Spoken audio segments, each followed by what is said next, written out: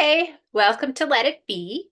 I'm Vanessa, and this is my little corner of music YouTube.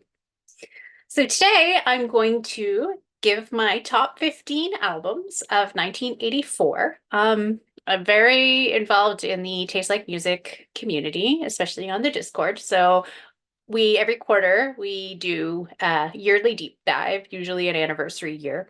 So I try to listen to as many albums as I can to give kind of a good perspective on the year before I make a top list. So I usually listen to between 150 and 200 albums from the year, if I can.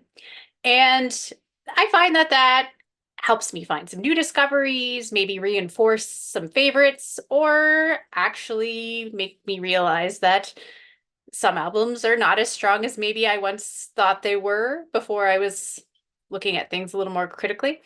So it's kind of cool. I really love it's one of my favorite things that we do, and one of my favorite activities as like a music fan now is to just really dive into these years and get a new perspective. And sometimes that perspective ends up being not what I expected. And this is one year where that is very clear. So for many years, I considered 1984 a very strong year because at the top, there are some albums that are pretty high for me and have been for a long time, for since my early 20s or even earlier. So I just assumed the rest of the year was super strong. I mean, you also got some major hits. You've got some big records coming out this year, like Born in the USA, 1984, stuff like that. So, and big hits, lots of big blockbuster hits. So I just assumed this year was super strong, one of the best of the 80s, you maybe one of the best of all time. Well, going through the year, that ended up not being the case. It's very top heavy. The stuff at the top I love, but it drops off very quickly after that. So I made a top 25 list. I'm going to share the top 15 here today because top 25 seems like a little much for me to be talking by myself, I guess. I'll list my 16 to 25 in the description box if anyone's interested. But yeah, I'm going to stick with doing the video of the top 15. And yeah, I after that top 25 though, things drop off pretty quickly. Like it's not to say that it was like horrible and like there's still lots of great songs. Like making the song list was really difficult because there's a lot. But after that top 25, things decline from like a higher end 4-star album to like a few mid fours, a few low fours, and then we drop into like this endless sea of 3.5-star albums, which are good, but not great, not favorites, not things that you necessarily go back to a lot. Like, there's tons of those for 1984. So, like, it wasn't just like a bunch of really terrible crap or anything, but like, it was just it was very disappointing because I had high expectations and it did not live up to those expectations. I didn't make too many new great discoveries, which is usually one of my favorite parts of doing these dives. I listened to 162 albums, I think, and I might have found a few that were new discoveries, but like nothing like other years that I've done and deep dives. Like usually I have all these albums just outside the top 25 that I'm sad that are not making it, but that's not the case this year. Like it's just the top 25 is the top 25 and that's that. But anyway, that's enough of that. I still love the albums that I'm going to talk about, and that's the important part. So, just behind me, I have two that didn't quite make my top 15. So they are in the top 25. So we have Defenders of the Faith by Judas Priest, which ends up slotting in at number 20, and Treasure by the Cocteau Twins, which is number 21. So I'm not going to mention those in the list, but they are still great albums that I really enjoy this year. So number 15, I don't own, but it is Heartbeat City by the Cars. So I really think this is a super solid pop album. Obviously, it's chock full of hits like Drive, You Might Think, Magic. They're all on here. But I think that the album tracks are just as strong and makes for a really great listen. And in a year where a lot of pop albums are like singles and then filler, this album goes against that. There's a lot of great pop songs here. And Looking for Love actually has become my favorite song on the album, and it should have been a single, even though I mean the album really didn't need any more singles anyway, and they got plenty out of it. But that song to me feels like a Lost Cars hit. Like it's just so catchy and just gets stuck in my head all the time, and it's become my favorite song on the album through doing this. So that's always fun. Number two is, or not number two, sorry. The album is called number two. Number 14 is The Meat Puppets and two. So I really like The Meat Puppets pretty well like everything I've heard by them to varying degrees, other than their first album. I don't like their first album at all. But this is where they start to get into gear. Really think things start to come together here. It's still a little rough around the edges, but it's much less rough than the first Meat Puppets album. There's some really catchy songs here. Of course, it has the three songs that people know from the MTV Unplugged album by Nirvana, which put the Meat Puppets on a lot of people's radar, including mine. But it's also got a lot of stuff that I just really enjoy, like Split Myself in Two, super catchy song, Lost, Climbing. Like they're fun, kind of don't want to say childlike in a way, but like just there's like a little quirkiness to them, and but it's still really cool, and I really like the guitar playing on it, and there's a lot of instrumentals kind of strewn about through the album, but it doesn't really detract from it. Like I think it all flows together, and it's always just a welcome listen. I always love going back to it. Like when I went back to it for this, it was just really nice to hear it again because I hadn't listened to it for quite a while. So that's number 14. Number 13 is Grace Under Pressure by Rush, which actually was my gateway into getting more into Rush, which I guess would be kind of unusual because a lot of people, it's kind of a mixed opinion album. But growing up in Canada, heard Rush a lot, their big songs. And I liked a lot of them. I had a Rush greatest hits, but that was all I really knew. Didn't really go further just because I don't know, in college and stuff, Rush was always like a dude's band, like which is a stupid distinction really because anybody can listen to Rush, but it made me sort of stay away from them. I don't know. Doesn't really make a lot of sense. But anyway, a couple years ago, I checked out this album and I was like, wow, this is so different than what I would have expected. Like it really opened my eyes to what they could do and who they and what they could be. So like I really thought it was a super cool album, really enjoyed it. And then it caused me to go into some of their other stuff. And I'm glad that I did. So yeah, that's a great album that made my list. Grace Under Pressure. Um, Number 12 is Born in the USA, the big blockbuster album by Bruce Springsteen. And it is, I mean, it's a blockbuster for a reason. It is full of great songs. Like, not only is there like a ton of hits on here, but all the album cuts, like the deep cuts, could be hits. Like, it's just a solid album, start to finish. And there are a few of the bigger songs that I'm a little tired of. Like, Born in the USA is not my favorite. And like I'm a little bit tired of Glory Days and Dancing in the Dark. I mean, I still like them just a little, but that stretch from like Cover Me to Bobby Jean is just like fantastic. That is the core of the album for me. That is my favorite part. I love all those songs like Cover Me, Darlington County, Working on the Highway, Downbound Train, I'm on Fire, No Surrender, Bobby Jean. Like they're all just like that's that's the core of the album. But the whole thing is still great, so that's why it's here. After that, I have another album that I sadly do not own yet.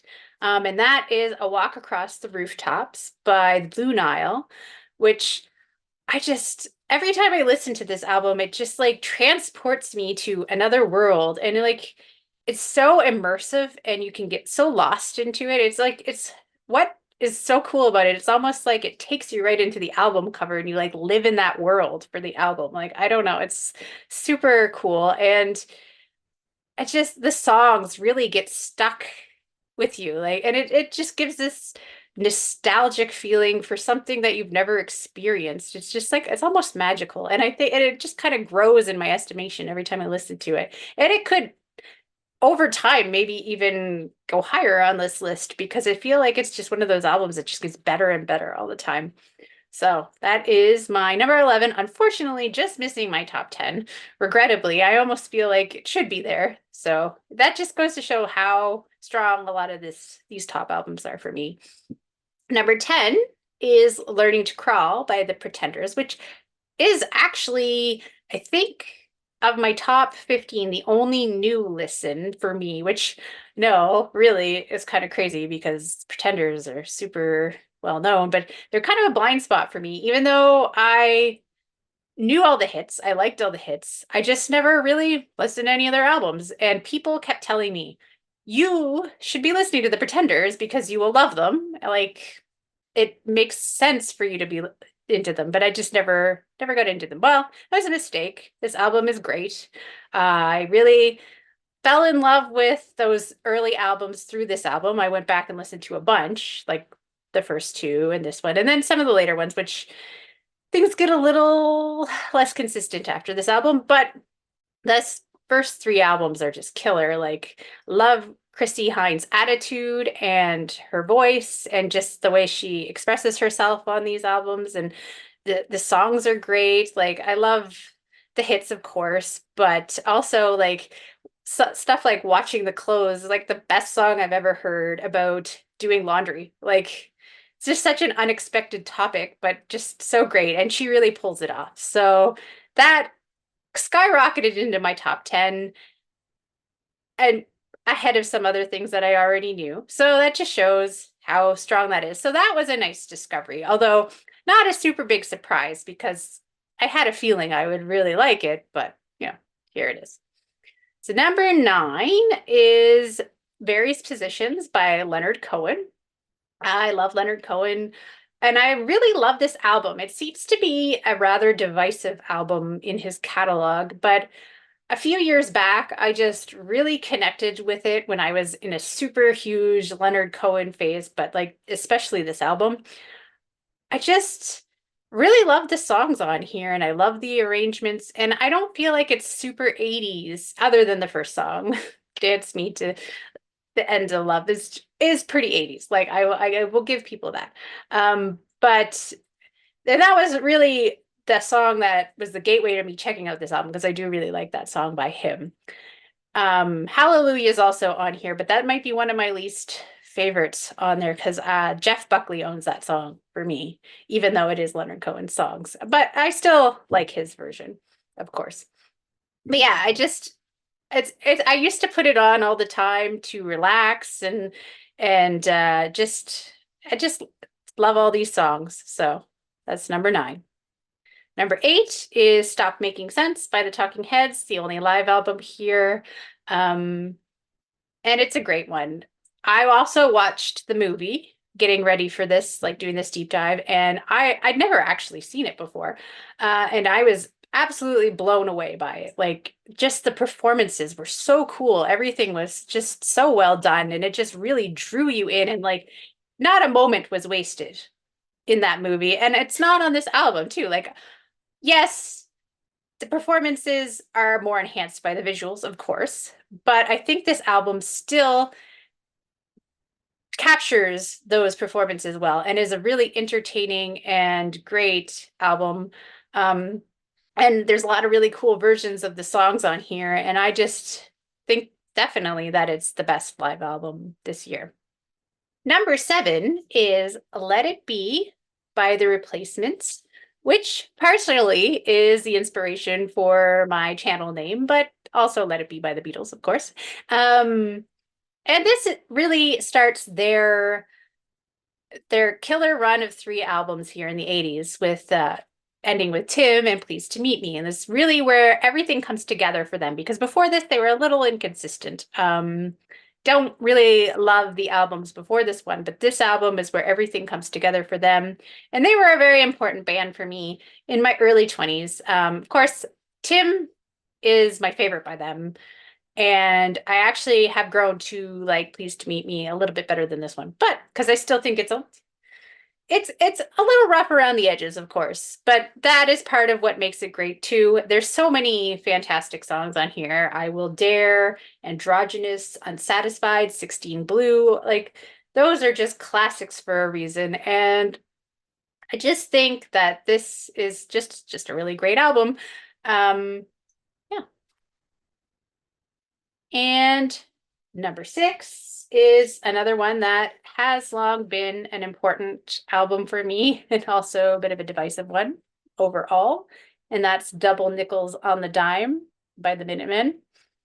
I think one thing that I find with myself and punk music is that I grew up and that was the music that was cool. And that was the music that serious music fans well, I guess that was just the narrative from like magazines like Spin Magazine, Rolling Stone, put a lot of emphasis on punk.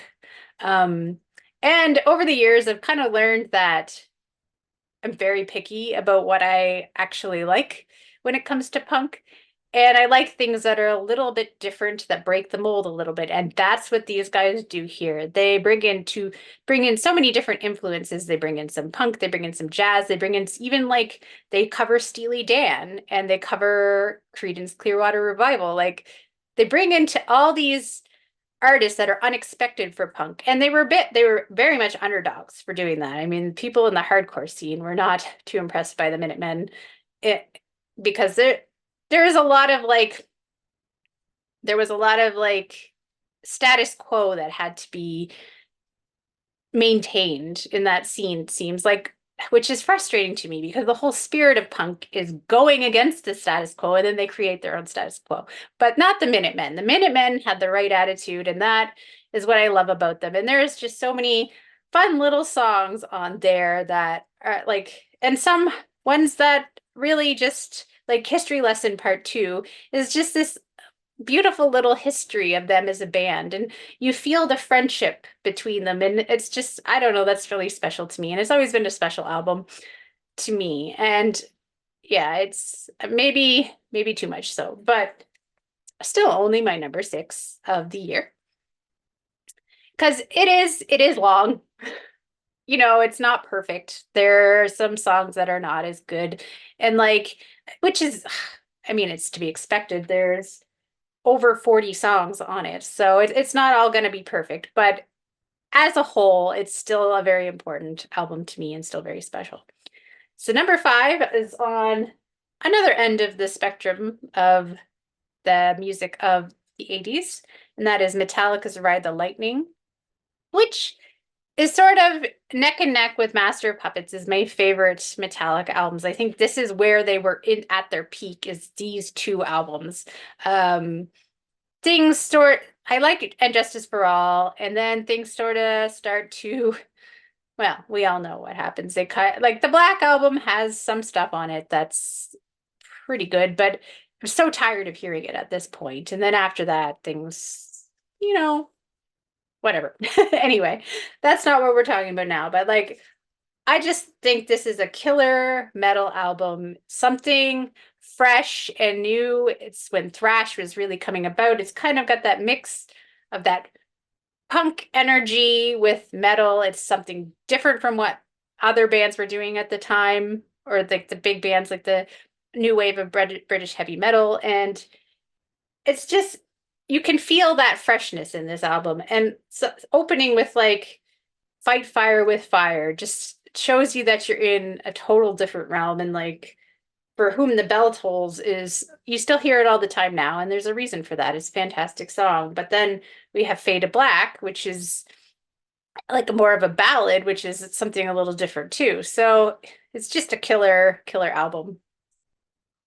And number 4 is Ocean Rain by Echo and the Bunnymen, which is my favorite Echo and the Bunnymen album. I think this is where all their all their sides come together. Like I like some of that early post-punk stuff that they did in the first few albums. And then they get a little poppier afterwards, which is also cool. But this is just full of these great songs. Like, yes, of course, The Killing Moon is on it, which is the song that everybody knows. But so many of these other songs are just, they just stick with you. Like, they're just fantastic. Nocturnal Me, Crystal Days, Seven Seas. It's just, the arrangements are beautiful, the songs are great, and like it was really the album that I think really got me into Echo the Bunnymen when I was in my early 20s because I would listen to this all the time on my iPod and like just looking at the titles I can hear the songs like and that's something that's you don't always get. So yeah, that's what puts that above some of the others. I just love it. So number 3 is Hatful of Hollow by the Smiths, which I there's a little bit of argument whether or not this should count because it's technically a compilation, but what the hell? I'm counting it. I don't care. I do really like the Smiths debut as well. I'm a huge Smiths fan. So, but even still, the debut is probably my least favorite Smiths album. Still, like, it still makes this list in the 20s. So it's not like I hate it. It's still a 4-star album. It's still better than tons of music, but it's not, it's I don't really love the last 2 songs for one thing anyway. So that is one thing. And plus, a lot of the songs that are on this, as well as on there, are better on here. So that is also a bit of a strike against it a little bit. But this is just, it's just fantastic beginning to end. Like, it opens with William, It Was Really Nothing, which is one of my favorite Smith songs. And I love the version of Still Ill on here. That little harmonica solo at the beginning makes all the difference for that song. I don't know, it just brings that song to another level. And just Accept Yourself, Girl Afraid, oh, so many great songs here. Reel Around the Fountain is, I love it on both. That is one that I love on both. I do slightly prefer the debut version for some reason, but it's great on both. But everything else just fantastic here. So it is my number 3. It's a classic for a reason. Number 2 is Zen Arcade by Husker Du, which is a big one for me, one of my favorite bands. A fantastic double album, and I do think that overall, I mean, Double Nickels on the Dime and Zen Arcade were sort of like dueling double albums, both released on SST, both kind of inspired by each other to make double albums and really expand what they were both doing because they were friends and in the same scene. But I think Zen Arcade is just just goes ahead a little bit for me. Like so many killer songs here, and the narrative that they have throughout the album, I think, works really well. And even the stuff that is not as much my favorite, like that last reoccurring dreams, that 14-minute suite at the end. I used to struggle a lot with that, but it still makes sense in the context of the album. And I think that there's just too many great songs here for it not to be close to the top. It's just every time I listen to it, I'm like, oh my gosh, I forgot about this song, or not, maybe not forgot about it, but like I realize every time I listen to it just how many great songs are on it. So it always it's kind of exciting, even though I heard it, I don't even know, so many times. But it's still always a fresh and exciting listen when I come back to it. So has to be near the top. And of course, the big blockbuster we have not mentioned at all yet, Purple Rain by Prince, which is just probably one of my favorite albums, I'd say maybe ever. I don't know. It's impossible to pick a least favorite track here. Like it is just killer bangers wall to wall. Like everything is great. There's the hits that everybody knows, but then all the album cuts, like kind of like Born in the USA,